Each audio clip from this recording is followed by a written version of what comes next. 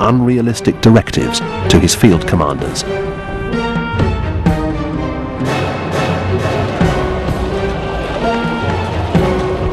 Although fighting continued in Hungary after the fall of Budapest, the country whose government had thrown in its lot with Nazi Germany now drifted away from its protective alliance and towards the communist bloc. One of its generals, Miklos, the former commander of the Hungarian First Army, saw which way the wind was blowing and was duly set up with Soviet backing as head of a provisional government in waiting, prepared to seize power once the fighting was over. Hitler still believed that the situation along the Danube Valley could be retrieved and ordered the remnants of the Wehrmacht's uncommitted armour, some 600 tanks, to the southern front following the failure of the Ardennes offensive in a desperate attempt to regain Budapest. It was doomed to failure from the start.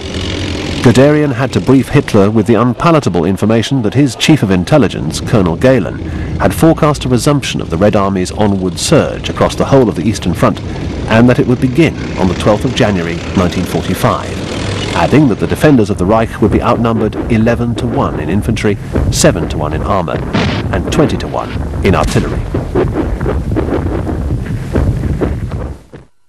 Hitler, never ready to accept adverse news, ordered Guderian to sack Galen, to which he replied that he might as well sack his chief of staff as well.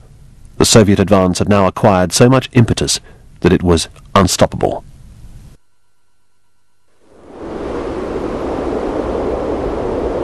Budapest had in fact gone beyond redemption, its 16,000 surviving garrison virtually wiped out as they attempted to break out westwards.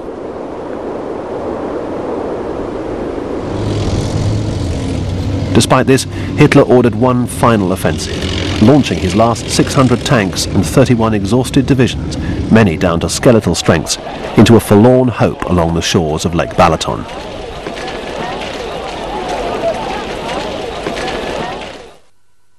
In charge of this operation, codenamed Frühlingswagen, was the commander of 6th SS Panzer Army, the redoubtable SS Oberstgruppenführer Sepp Dietrich, fresh from the disastrous Battle of the Bulge in the Ardennes.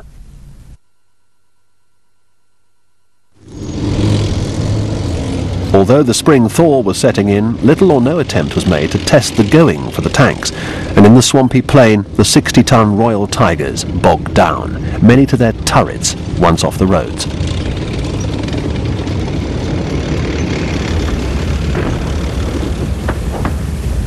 But the SS fighting spirit was still evident, and Dietrich's was an elite formation, however ravaged by casualties. The Russians reeled before the ferocity of the German attack, and Tolbukin called for backup from 9th Guards Tank Army. But the Germans' fuel ran out, and sheer battle fatigue brought the attack to a halt. Leaving hundreds of stalled tanks on the battlefield, 6th Panzer Army recoiled up the Danube Valley towards Vienna.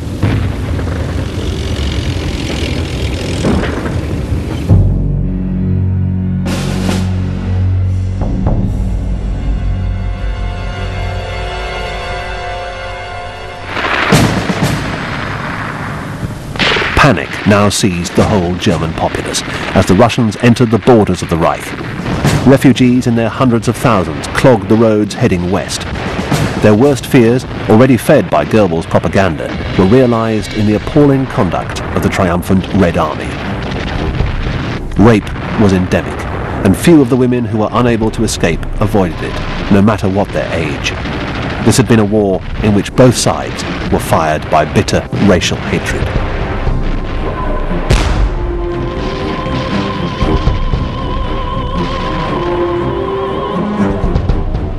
As the German army recoiled within its national borders, thousands of former slave labourers sought to revenge themselves on their erstwhile captors. Readily armed by the Russians, they became a hideous rabble of undisciplined, drink-sodden irregulars, massacring women and children indiscriminately. General Guderian later described the experience of his own family. On the 20th of January, the enemy set foot on German soil. This was the beginning of the last act. Early that morning I learned that the Russians had reached the German frontier at a point east of Hohensalz. My wife left Diepenhof in the Warthegau a half hour before the first shells began to fall, She had had to stay until the last possible moment, since her earlier departure would have been the signal for the civilian population to flee. She was under continual supervision by the party.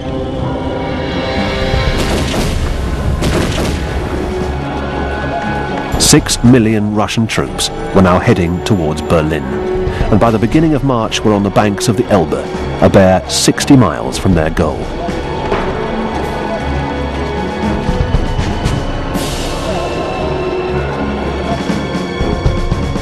Guderian, who had continued to enjoy the respect, if not the friendship, of Hitler, was finally sacked, after yet another confrontation with the Führer on the 21st of March, and thankfully made his way westwards, where he was taken prisoner by the Americans on the 10th of May, 5 years to the day from the start of his first great campaign in France.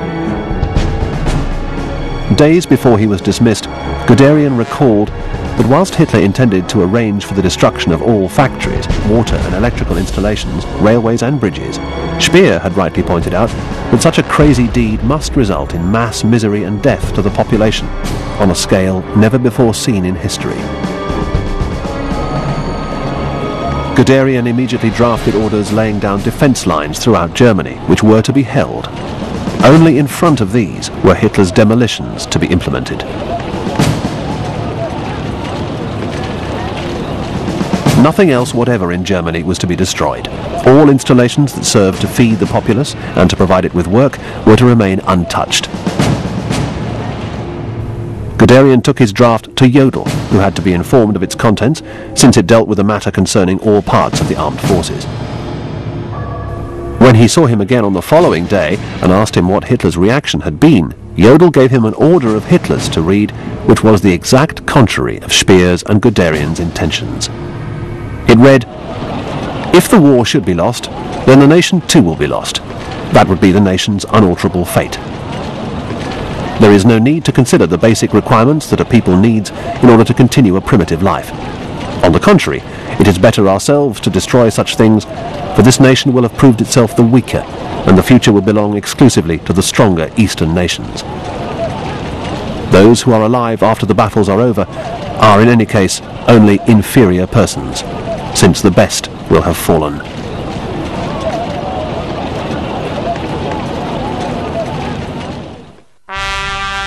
The Nazi hierarchy was coming apart as Hitler penned this memorandum. He continued to pin his faith in a mythical last-minute deliverance, issuing strings of wild orders, redeploying non-existent armies, and raging against any who, like Guderian and Speer, dared question his decisions.